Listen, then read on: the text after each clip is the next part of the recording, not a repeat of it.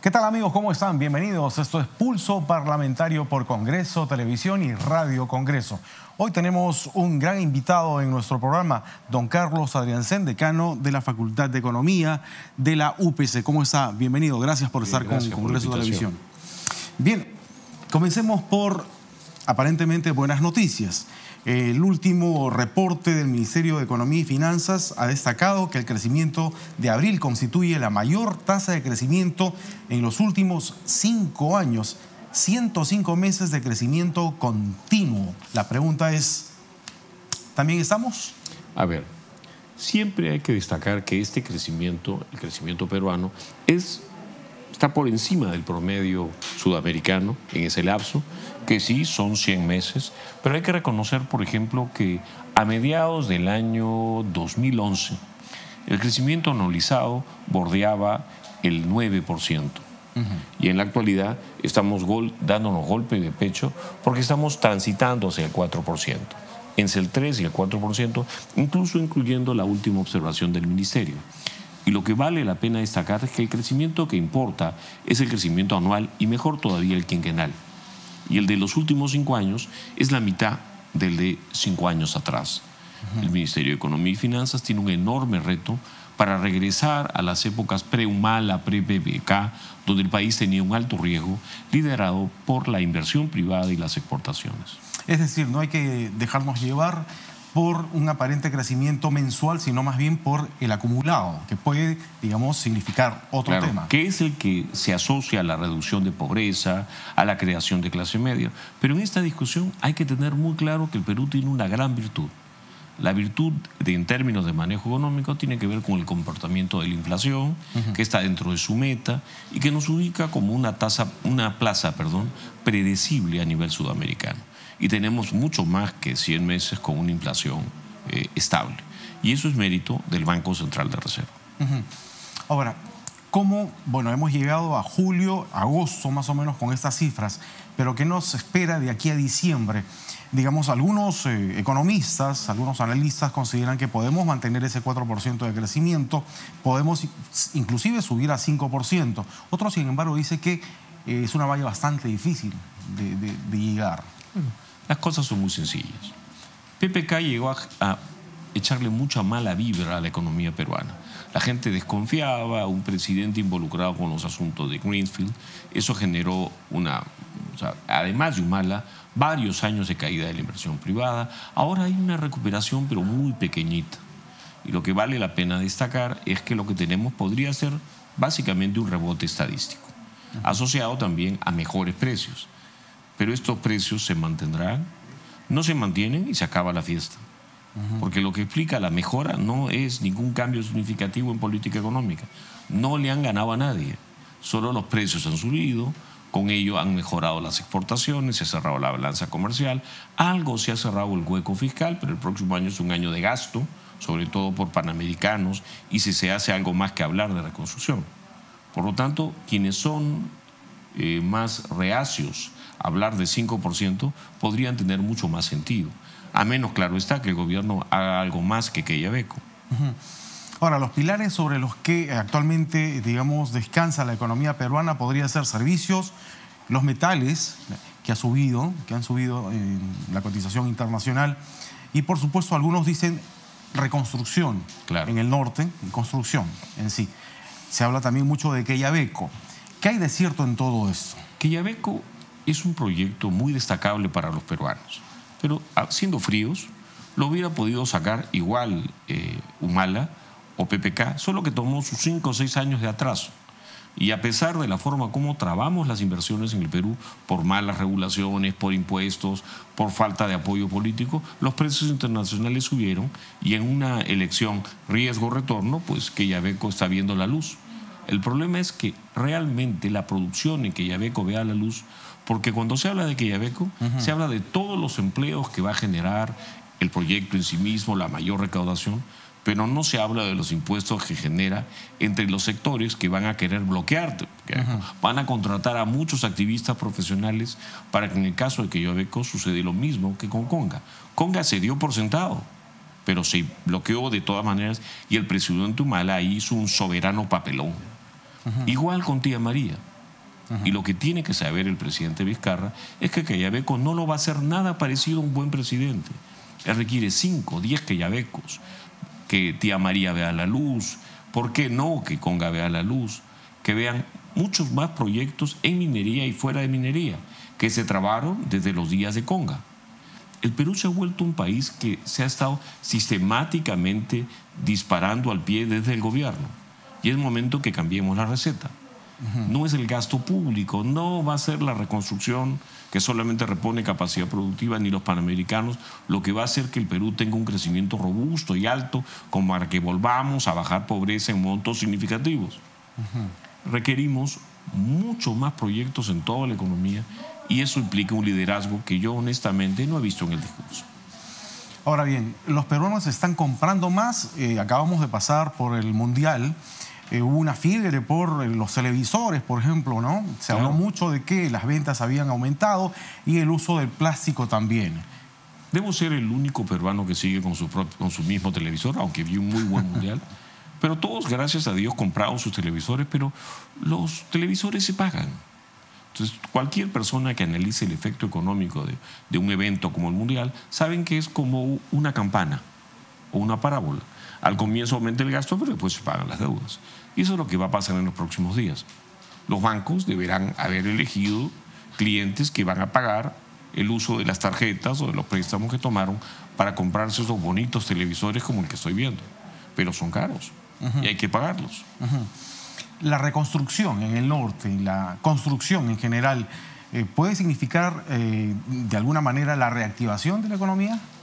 Mucha gente asocia la performance de Pablo de la Flor, el primer llamado Pablo zar reconstructor, como una persona que no hizo nada. Pero Pablo hizo un inventario muy ordenado de proyectos, ahora la tienen más fácil. El único problema es que para que esto vea la luz, no deben hacerse negociados con la reconstrucción, con el apuro. Mucha gente de la que se opuso a De la Flor quería operaciones nada santas. Querían que contraten a sus amigotes.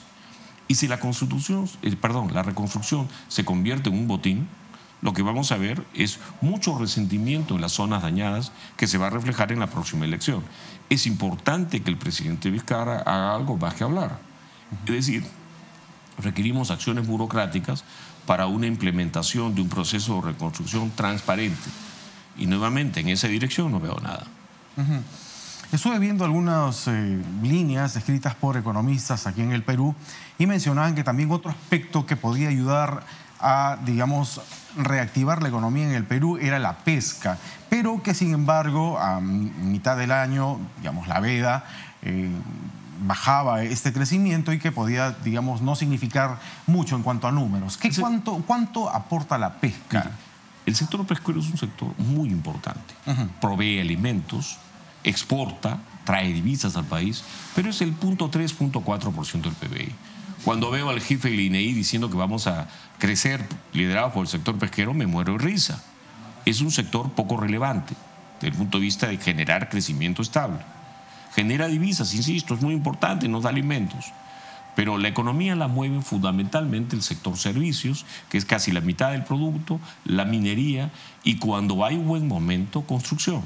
Y lo que tenemos en recuperación de la inversión es un magro 5% cuando deberíamos estar en 40% para tener una economía más. ¿Y qué se requiere para eso? Se requiere eso, destrabar inversiones, pero de verdad no hablar de eso. No un Quellaveco, 10 Quellavecos, 15 Quellavecos. No apostar a llegar al 28 de julio de 2021, sino tomar acciones de reforma claras y, por supuesto, tener un manejo fiscal y monetario responsable. Y digo fiscal porque mucha gente ha estado endiosando tener un déficit fiscal.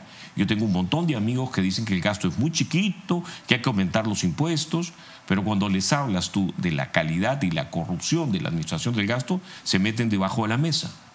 Cuando les hablas de los costos de tener un déficit fiscal en términos de mayor informalidad o menor inversión privada, se meten debajo de la mesa.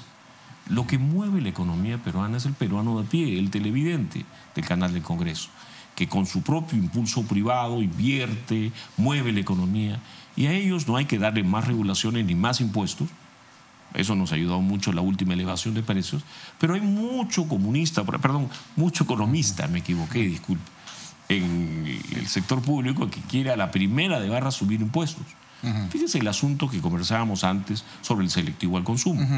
El selectivo al consumo, todos sabemos que no va a recaudar mucho, el mismo exministro Tuestra lo aceptaba, pero sí va a generar en el mediano plazo más informalidad, más contrabando y, por supuesto, que productos de menor salubridad, es decir, más factura fiscal para los problemas de salud en el largo plazo. ¿Por qué no ha funcionado, digamos, tal como estaba previsto el impuesto selectivo al consumo? El impuesto selectivo al consumo es un impuesto al consumo de ciertos productos, digamos los tragos, digamos el tabaco, que supuestamente causan daño a la salud, de hecho causan daño a la salud. Pero si usted le pone un impuesto en un país donde no hay capacidad de controlar la ilegalidad, lo que hace es mucho más rentable la ilegalidad.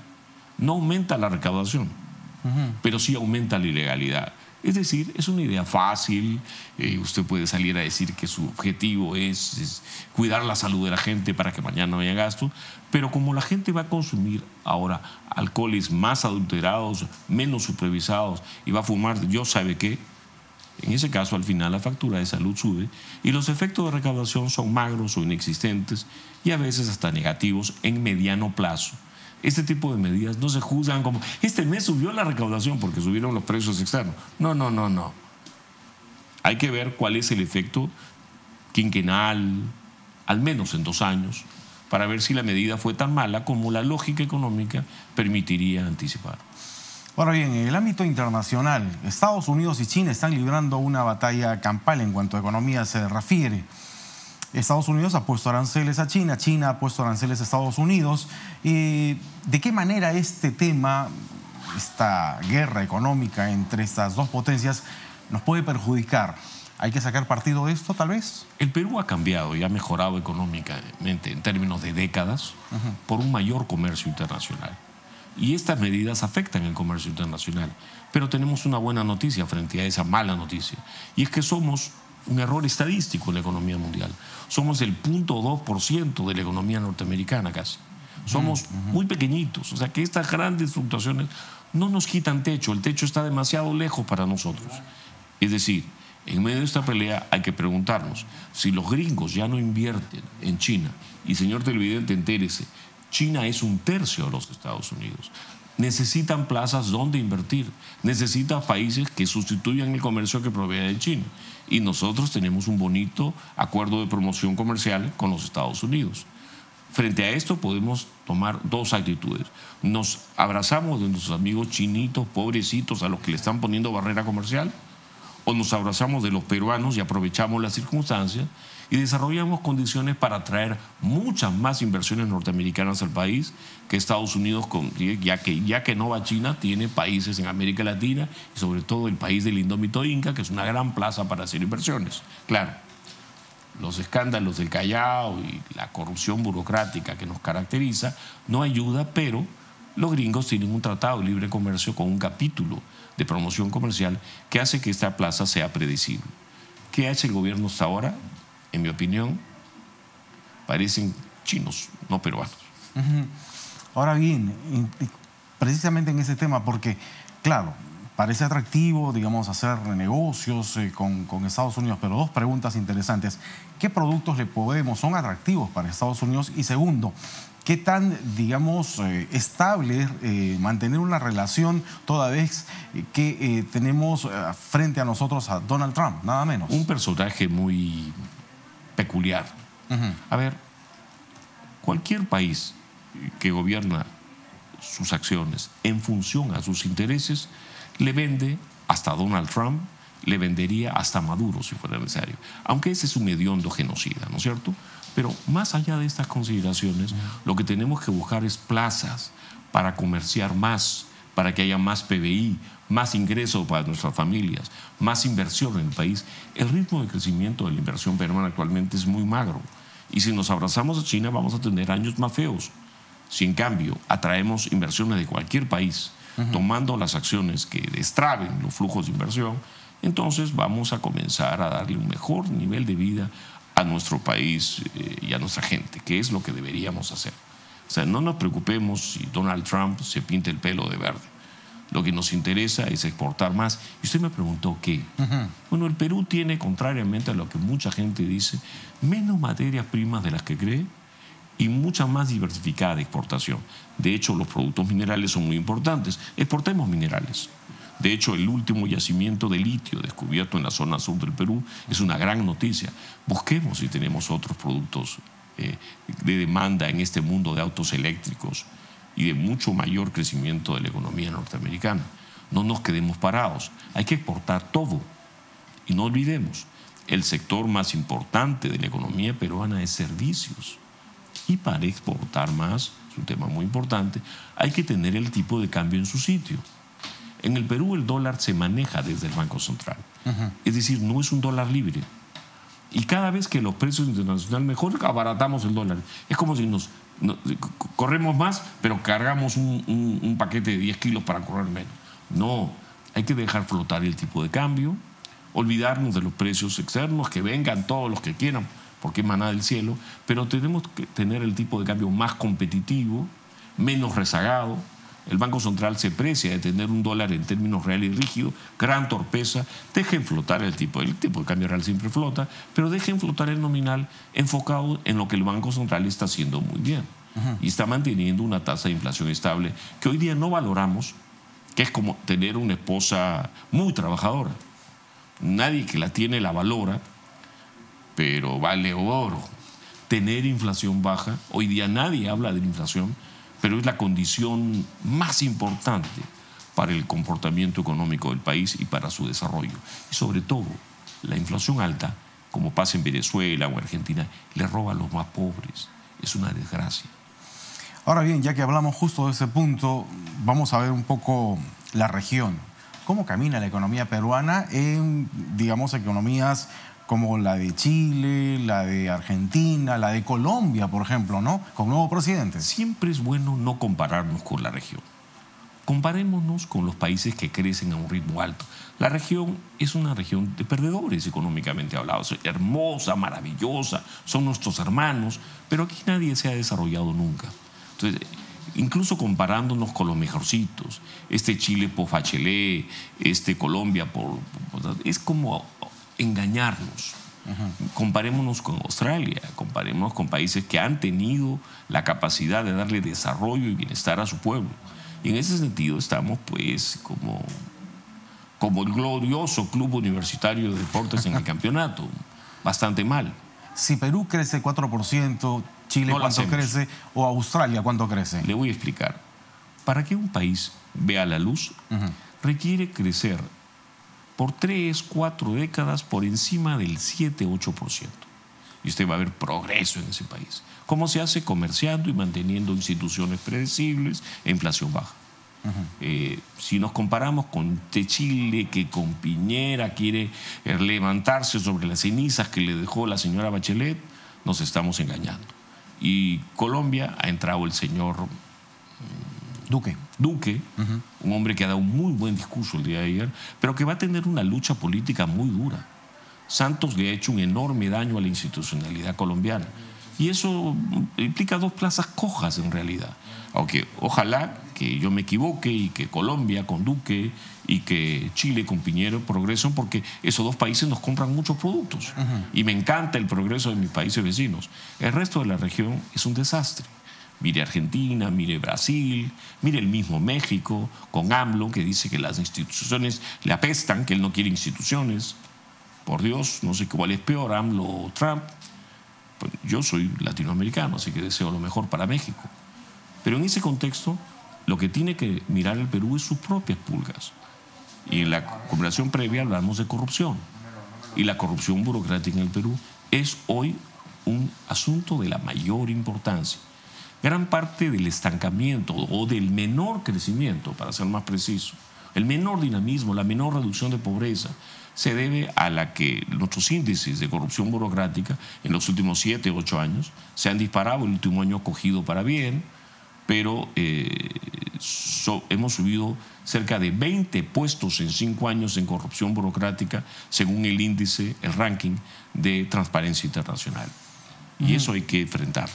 Ahora bien, ya que toca el tema de corrupción, ¿qué tanto daño nos ha hecho la corrupción? Básicamente, mirando como eje central a Odebrecht en el Perú, hay varios proyectos estancados, solamente en Lima. Cuando hablemos de Odebrecht, no nos olvidemos de estos pobres brasileños que fueron perseguidos, hostilizados y coimeados por un expresidente que hoy día vive en Palo Alto. Así que llamemos las cosas por nombre. La corrupción, señor televidente, es un fenómeno burocrático. No habría corrupción si los burócratas hicieran bien su trabajo. Y note que hay 3 tipos de burócratas en temas de corrupción.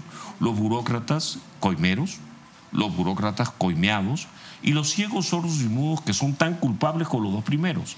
Si usted tiene una burocracia impecable, con reglas transparentes y pone preso a todos los vinculados al fenómeno, vamos a parecernos a Suiza.